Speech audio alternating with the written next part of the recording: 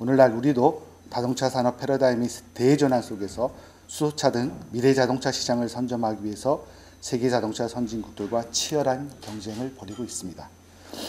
특히 수소차의 경우 우리나라는 2013년 세계 최초 수소차 양산에 이어서 핵심 부품의 99% 국산화 등 세계 최고 수준의 기술력을 보유하고 있지만 경쟁국들의 도전도 만만치 않은 상황입니다. 글로벌 수소차 누적 판매 1, 2위 업체인 일본 도요타 혼다는 물론 2020년을 전후로 해서 중국의 상하이차, 독일의 아우디와 BMW 등도 수소차를 출시할 예정입니다. 갈수록 치열해지는 글로벌 경쟁 속에서 우위를 확보하기 위해서는 우선 경쟁력 있는 수소차 산업 생태계를 조기에 구축해 나가야 합니다. 2018년까지 누적 900여 대에 불과한 수소차 시장을 올해 5배 이상 확대한 5천여 대로 확대할 계획입니다. 이를 토대로 해서 2022년까지 누적 6만 7천 대의 국내 수소차 시장을 만들어서 새로운 성장 동력 창출과 함께 미세먼지 감축에 박차를 가하도록 하겠습니다. 또한 수소차 자체의 경쟁력도 확보해 나가도록 하겠습니다. 2022년까지 수소차 차량 수요명을 현재 16만 킬로미터에서 50만 킬로미터로 3배 이상 늘리고 규모의 경제를 통해 차량의 가격도 현재 7천만 원에서 5천만 원 수준으로 대폭 낮출 계획입니다. 그리고 수소차 확산을 위해서는 수소 충전소 구축이 시급합니다. 정부는 2022년까지 전국 310개소의 수소 충전소를 구축해 나갈 계획이지만 수소에 대한 막연한 불안감과 각종 불확실한 불필요한 규제로 인해서 수소 충전소 확산에 애로가 있었던 것이 사실입니다. 이러한 상황을 타개하고자 정부는 지난 2월 11일 규제 샌드박스 제1호로 도시명 수소 충전소에 대한 실증 특례를 승인하였습니다. 특히 올해 7월에는 세계 최초로 서울 도심 속 국민을 대표하는 국회에 상징적으로 수소 충전소를 설치할 계획입니다. 우리 박영선 의원께서 많은 도움을 주셨습니다. 프랑스 파리의 랜드마크인 에펠탑과 일본의 도쿄타워 인근에 설치된 수소 충전소처럼 우리나라의 국회 수소 충전소는 수소차 산업 활성화의 새로운 이정표가 될 것입니다. 금년 3월 초에 설립되는 민간 특수법인을 통해서 민간 중심으로 수소 충전소 구축을 더욱 가속화시켜 나가겠습니다. 우리 오늘 주제가 수소차 관련된 미래 자동차 산업 발전의 이야기입니다. 최근 들어서 저희 산업통상자원부에서 실험하고 있는 아니면 추진해 나가는 정책이 중점적인 것이 두 가지가 있습니다. 하나가 올해 1월에 발표했던 저희 수소경제 로드맵, 수소사의 산업 수소경제 구축을 위한 노력입니다. 또 하나가 방금 여기 수소 충전소 구축을 말씀을 드린 또 규제 샌드박스에 대한 도전이고 또 실험입니다. 수소 충전소, 그러니까 우리 규제 샌드박스 같은 경우에는 저는 어제도 저희가 이제 2차로 새로운 규제 샌드박스 건을 3건, 총 들어서 5건, 3건 승인을 했고요. 2건은 심의 보고하면서 규제 없음을 확인한 내용이 되겠는데요. 우리가 이 사회에서 규제 개혁이라는 개념을 추진해 나갈 때 어제도 우리 전력 정보에 대한 정보 공유에 대한 사업을 한국전력이 실증 사업을 통해서 하는 것을 허가를 시험을 시작을 했습니다만은 우리 경제가 모든 규제 개혁을 한 번의 일괄적인 개혁이 있을 수 있고 하나의 작은 실험을 거쳐서 우리의 경험을 쌓아나가는 그러한 방법이 있다고 생각합니다. 규제 샌드박스는 어떻게 보면 어떠한 안건 하나 심의함에 있어서 어떤 규제가 틀리고 규제를 푸는 게 옳고 이런 틀리고 옳고의 문제가 아니라 과연 규제가 존재하고 있는 그 규제의 존재의 가치, 즉 안전이라든지 건강이라든지 국민 복지라든지 이러한 가치와 함께 또 경제와 산업에 대한 가치, 두 가치가 과연 어떻게 서로 수용 가능한 수준에서 우리가 만들어낼지에 대한 토론입니다.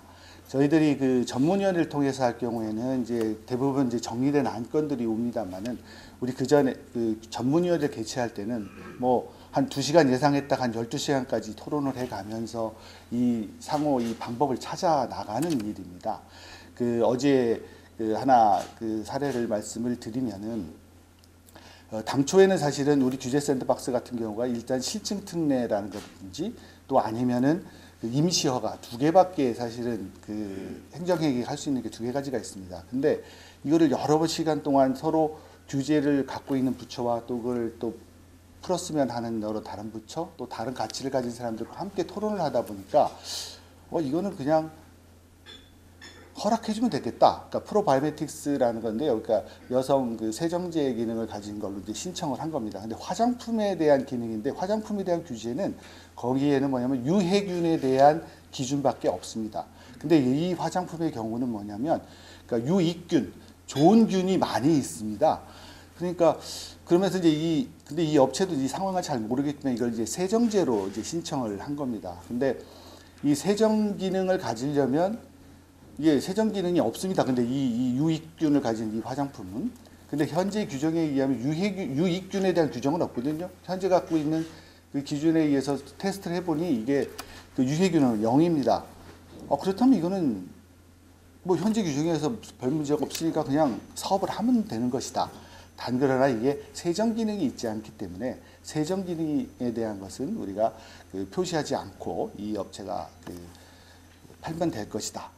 어떤 이런 식의 서로 상대방 입장에서 생각을 하고 또 자신의 가치를 어느 정도에서 양보할 것인지라는 어떤 그러한 식의 개념들이 우리 사회에서 아니면 현재의 그 규제 샌드박스를 통해서 서로 실험이 되고 있다고 생각을 합니다.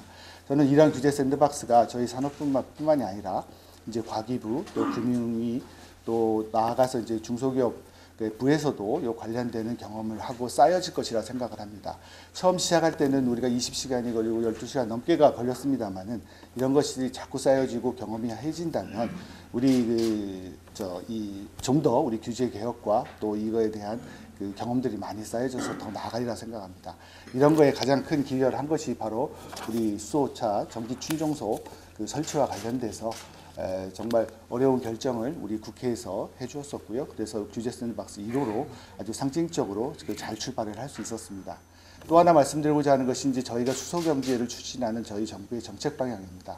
많은 분들이 지지를 해주시고 또 필요성에 대해서 인정을 해주셨습니다. 또 그렇지만 또 이거에 대한 우려의 목소리도 또 한편에 있는 것도 사실입니다. 저는 당연하다고 생각을 합니다. 이제 저희가 이미 검증되고 또 방법이 확실한 길을 가고자 하는 것이 아닙니다. 수소경제와 수소사회는 저희들이 앞으로 누구도 가지 않은 길을 우리 정부와 또 우리 민간과 우리 국민들이 함께 그 지혜를 나눠서 새로운 길을 만들어 나가는 길이라고 생각을 합니다. 오늘 그런 것들이 우리가 이제 그런 정부의 역할이 어떤 것이고 민간이 무엇을 해야 되는 것에 대한 것이 바로 우리 수소경제 또 수소사회를 만들어 나가는 역할이 아닌가 싶습니다.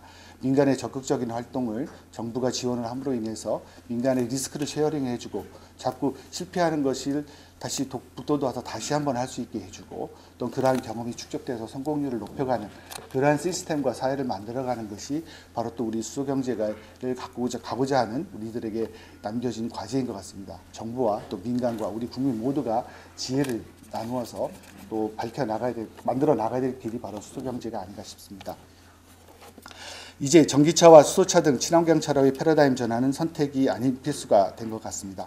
문재인 대통령님께서도 작년 여러 차례에 걸쳐서 전기차, 수소차 등에서 새로운 성장 동력을 만들기 위해서 획기적인 뒷받침이 이루어져야 한다고 강조하신 바가 있습니다. 다가오는 미래 친환경차 시장을 주도하기 위해서 정부는 국회, 기업, 학계와 어느 때봐도 긴밀하게 협력해 나갈 것입니다. 여러분께서도 함께 해주실 것으로 기대합니다. 감사합니다.